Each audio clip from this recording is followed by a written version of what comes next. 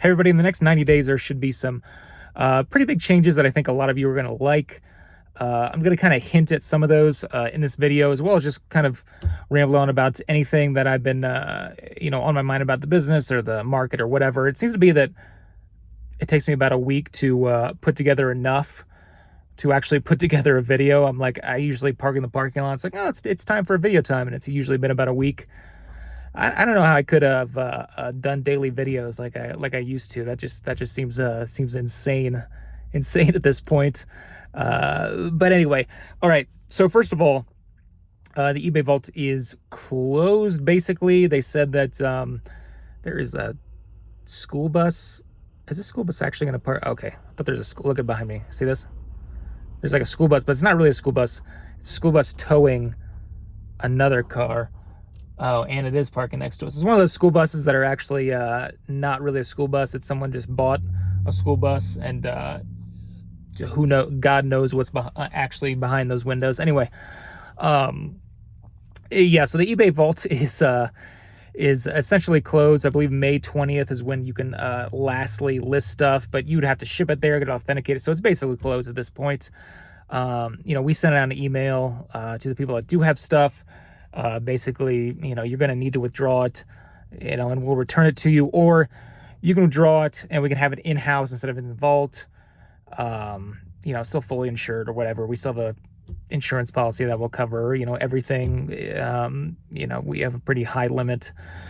We're nowhere close to that yet, but, yeah, so it'll just be in-house, and then it'll be at our normal auction rates, which are above 1,000, 92% payout, above 5,000, 95% payout, whatever. So that's what we'll be offering to those, or you just withdraw it and just return it and, wash your hands of it, and you can do whatever you want with that. So with eBay vault closing, bye-bye, 0% selling fees, bye-bye. That was fun while it lasted. That'll switch to PSA vault, which now PSA vault will be charging higher rates than we do for our auctions. So there's no real, before, when you send the eBay vault, you can sell on eBay. I think yourself cheaper, except if it's over a certain threshold. Maybe it's over $1,000 or something. I don't know. I don't think their fee structures are actually set yet. So I remember an interview with Pokey Knowledge that it was Nat, the president of PSA or collectors, whatever, said that I don't think he's entirely sure on the payout or the actual fee structure yet. But so anyway, the point of it is that it's not going to be 0%. You're back to probably the normal, what you're normally accustomed to paying in fees, if you're selling through eBay. So there's that. That's what's going to happen to those fixed prices. Now, some of you might be asking, if you can do it for those people, have it in-house and sell for fixed price, can you do it for other people? Is that something you might be looking to open to? And that'll be going into, what the title of this video is, the next 90 days. Yes, we are looking into that. And not only for over $1,000 cards, anything. Doesn't matter how cheap. It could be a $50 card, doesn't matter, $20 card. And have that in-house. But there's going to have to be kind of a time limit on that, is what I'm thinking. If you want to send in your $30 slab and have it sit, in a vault for 4 years and never sell, we're not the type of people for that. That's not our service. Our service is you actually want it to sell. You want the money. So, we might be introducing some kind of fixed price in the next, 3 months, 4 months. I don't know how long it's going to take, but to where you send in your stuff and you have a certain amount of time, maybe a few months, to actually have it listed at a fixed price. And if it doesn't sell, then you can either withdraw it for the same fee that we were going to charge you, or auction it. And there it is. So, kind of a hybrid. It's not perfect if you want to just send in, 1,000 cards and have them sit at a certain price. And if they sell, they sell. If they don't, who cares? You don't care. But it is an option that we're going to be exploring to, and I think giving a few months time to be able to sell your stuff fixed prices is a pretty long time. If you can't sell in a few months, then you're listed too high, right? I mean, if you list it at a good price, you're going to sell it. I mean, we have, we started the fixed price that sending it to the vault eBay Vault for I think it was February when we started it, so to March, April, May. I mean, it's been like 3 months. It's been 3 months. It's been a few months, and most people who had it at a good price has all sold their stuff, and the people that have, I mean, I think there are a few people that sent in February who still haven't sold yet, but they're pretty niche, high value, there's not many people looking for that item. And it might be one of those items that takes years to sell. If you're looking for that kind of thing, if we're introducing fixed price, it's not going to be that. Why, you ask? Why can't you just hold it for X amount and list it and forget about it, and when it sells and pay out? There's a lot of issues. Number one is like space. Number two is insurance. You start to build up an enormous amount of inventory about people who don't really care when it sells. And you don't like force them either to be withdrawn and returned after a certain amount of time or auctioned and liquidated. It becomes an absolute, it becomes too much. I mean, and something that a lot of people only think about, it sells for, let's say, 4 years down the line. You might not be able to reach the person when it's time to pay out. Their email might be too full, their number might be blocked. They might have died. I don't know. We had experienced that with Graded Gem. They sent in, stuff in the middleman, and it took years to get back from PSA. And then once we reached out, it was like their email was full, couldn't get a hold of them. And so I still have 10 people that are still sitting on the shelf from literally we submitted them in the end of 2020. Right? You're talking 4 years almost sitting on a shelf. And they paid for it. I mean, these are the people that even paid for it.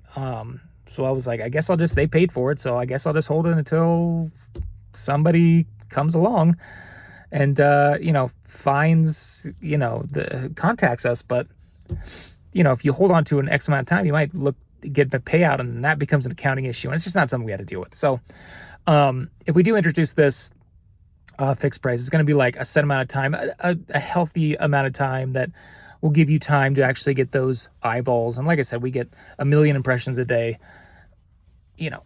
If you have it priced, relatively within market value, you'll probably get it sold, right? I mean, unless the market's crashing and that doesn't happen. So that's something in the next 90 days, maybe we hope to bring on, but stay tuned for that. The auctions in the next 90 days, will still be the same. Looking at maybe later, late summer, early fall, maybe making those payouts even better.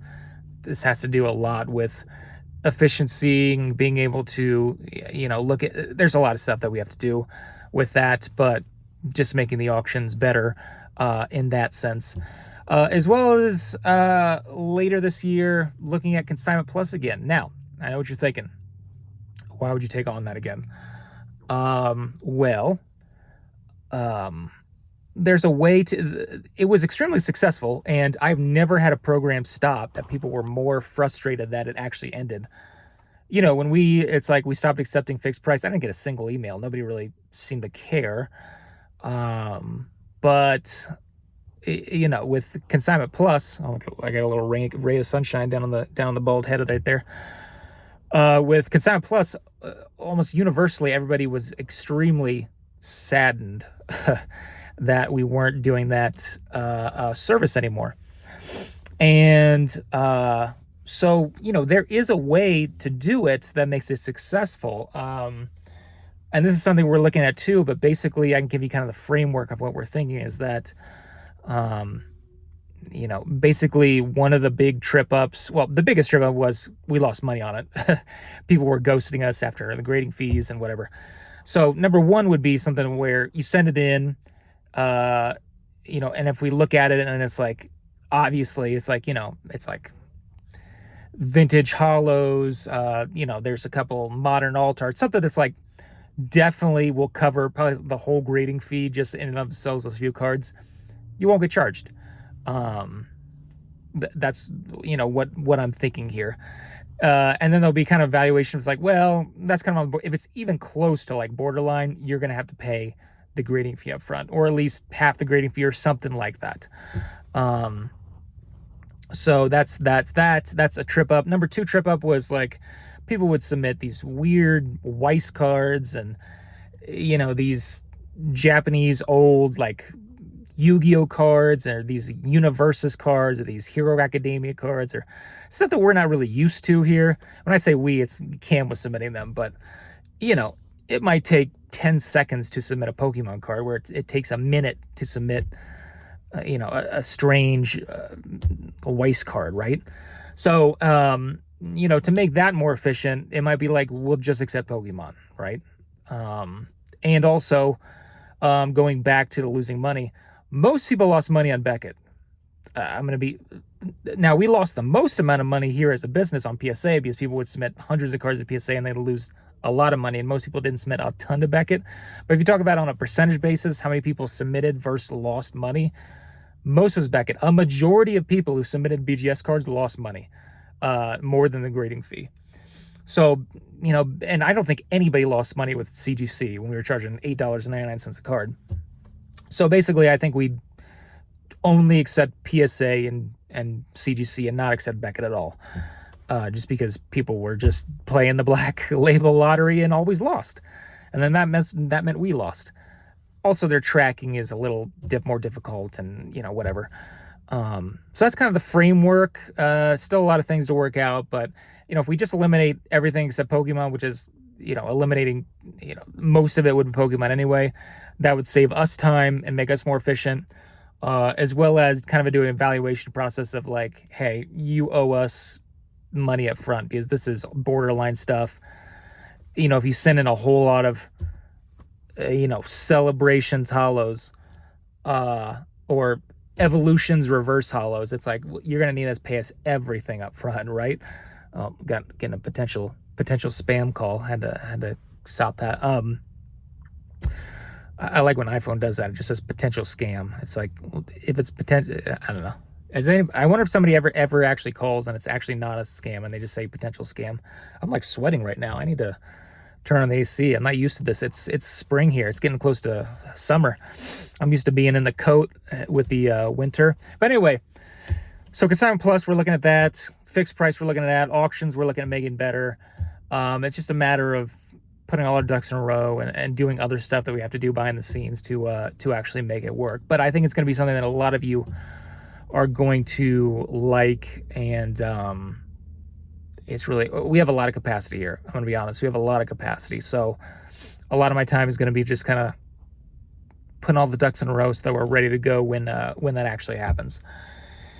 Anyway, you guys want to talk about GameStop? I'm just kidding. It just, it seems like every single video is about GameStop. Anyway, that's all I have for today. We'll talk again soon.